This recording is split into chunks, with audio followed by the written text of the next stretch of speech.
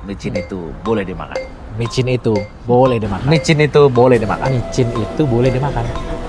Emang boleh micin dimakan?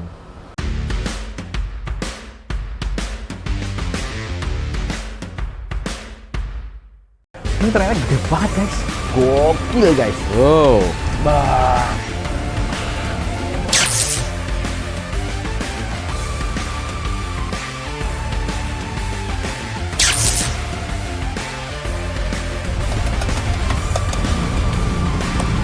Segmen tanya-tanya.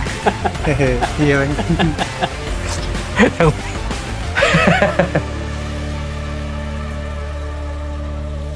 Micin itu boleh dimakan. Assalamualaikum warahmatullahi. Kita masuk lagi di segmen tanya-tanya. Nah, ini sebetulnya melanjutkan yang kemarin. Kemarin itu sempat bahas micin yang saya bilang nanti aja deh soalnya panjang. Benar panjang karena ini mungkin akan melawan arus ya. Akan dihujat banyak orang tapi it's okay. Jadi gini, kemarin kan pertanyaan tentang menghindari micin apa enggak? Pas video yang ini. Menghindari micin nggak? Hah? Saya jawab, enggak juga. Nah, ada dua fakta dan satu opini saya bilang kan. Ini sekurang-kurangnya aja ya. Satu fakta, bahwa micin itu boleh dimakan seperti tagline-tagline video-video saya. Micin itu boleh dimakan. Micin itu boleh dimakan. Micin itu boleh dimakan. Micin itu boleh dimakan. Karena menurut saya memang boleh dimakan. Kenapa? Satu, micin ini temuan seorang profesor Kikunae Ikeda. Kalau tidak salah ya namanya, kalau tidak salah. Ini seorang profesor kimia dari Jepang menemukan MSG, monosodium glutamat tahun 1908 dan 1909 dipatenkan jadi Ajinomoto. Nah, sekarang kalian lihat ya. Nih, kita kasih lihat gambarnya. Ajinomoto itu sejak 1909. Nah, itu tahun dimana Profesor Kikunae Ikeda mematenkan temuannya. Jadi sebetulnya ceritanya itu kalau dari saya baca sekilas ya, tuh dia penasaran sama rasa gurih umami dari masakan istrinya. Istrinya masak rumput laut kombu ya. Kombu itu kan rasanya khas banget ya, gurih ya. Nah, lalu memisahkan atau apa ya, Bentar ya, sambil baca. Ntar saya salah, bukan saya lupa. Ikeda penasaran dengan rasa gurih dalam sup istrinya. Nah, si profesor ini mengisolasi senyawa asam glutamat dan kemudian mengubahnya menjadi monosodium glutamat dan dipatenkan 1908 yang tadi itu. Itu faktor nomor satu. Ini seorang profesor yang nemuin. Masa profesor menemukan satu temuan yang bagus membahayakan banyak orang kan enggak? Gitu.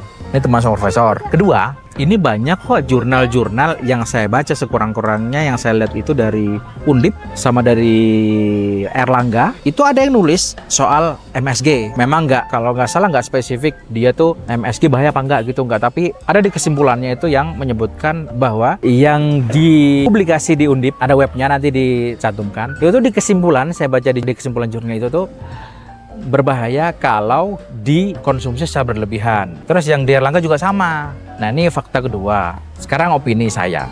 Kalau misalnya si MSG ini adalah membahayakan, dia dapat izin BPOM loh. BPOM tentang apa? Tentang keamanan pangan kan?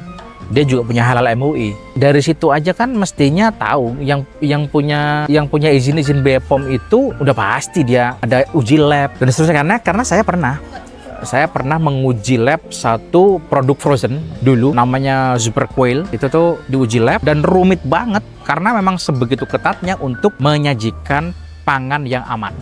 Nah, itu dia. Jadi berdasarkan data itu bahwa si MSG ini punya izin BPOM, ya berarti aman dong. Terus sekarang orang banyak bilang ya kalau berlebihan kan bahaya, bos.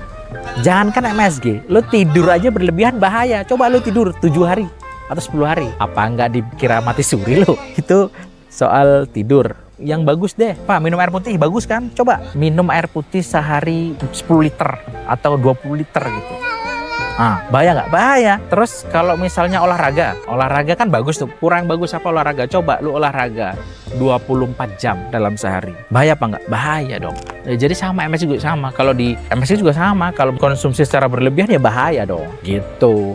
Jadi kalau dibilang saya menghindari MSG atau enggak, Ya jelas enggak. Tapi saya membatasi MSG apa enggak? Ya. Masakan saya ada pakai MSG apa enggak? Pakai. Tapi dibatasi enggak? Dibatasi. Gitu, Bos. Oke?